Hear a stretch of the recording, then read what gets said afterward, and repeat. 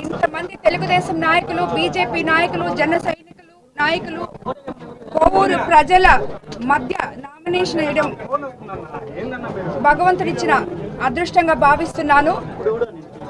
అదేవిధంగా ఈరోజు ఈ అభిమానం చూస్తే కోవూరు విజయం ఖాయమని అనిపిస్తుంది. అలాగే కోవూరి అభివృద్ధి కూడా ఖాయమని చెప్పి అనిపిస్తుంది.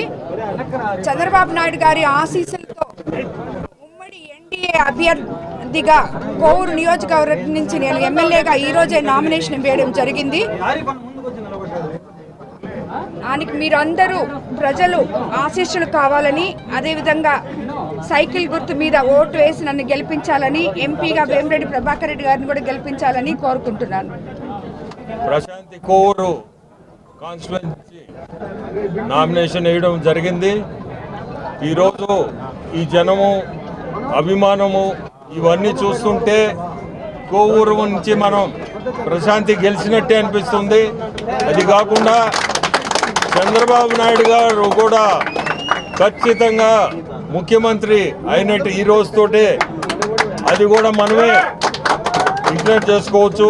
ఎందుకంటే ఇంత స్పందన,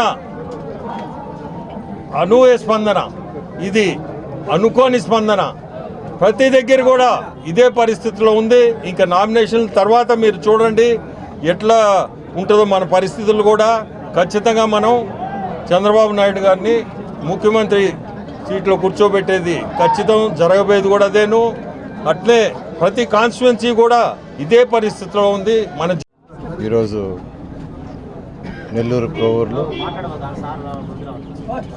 నామినేషన్ ఎన్డీఏ పార్టీ తరఫున తెలుగుదేశం అభ్యర్థి వేమిరెడ్డి ప్రశాంత్ గారు వేశారు.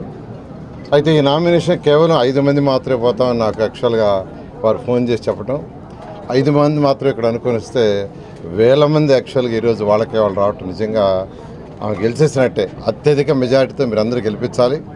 నేను కోవూరు ప్రజలందరికీ, నెల్లూరు పార్లమెంట్ ప్రజలందరికీ ఒకటే చెప్పేది, వారు రాజకీయాలకి డబ్బులు సంపాదించుకోవడానికి రాలా. వాళ్ళకి దేశ విదేశాల్లో అనేక వ్యాపారాలు ఉన్నాయి. కేవలం ప్రజల సేవ చేయడానికే వచ్చారు. వారు వైసీపీ ప్రభుత్వంలో ఎంతో సేవ చేశారు, ఆ పార్టీకి ఎంతో సేవ చేశారు. కానీ వాళ్ళకి ఆ రికగ్నైజేషన్ లేదు, గౌరవం లేదని తెలుగుదేశంకి వచ్చారు. నన్ను వేమిరెడ్డి ప్రభాకర్ రెడ్డి గారు ఫస్ట్ నన్ను కాంటాక్ట్ చేశారు.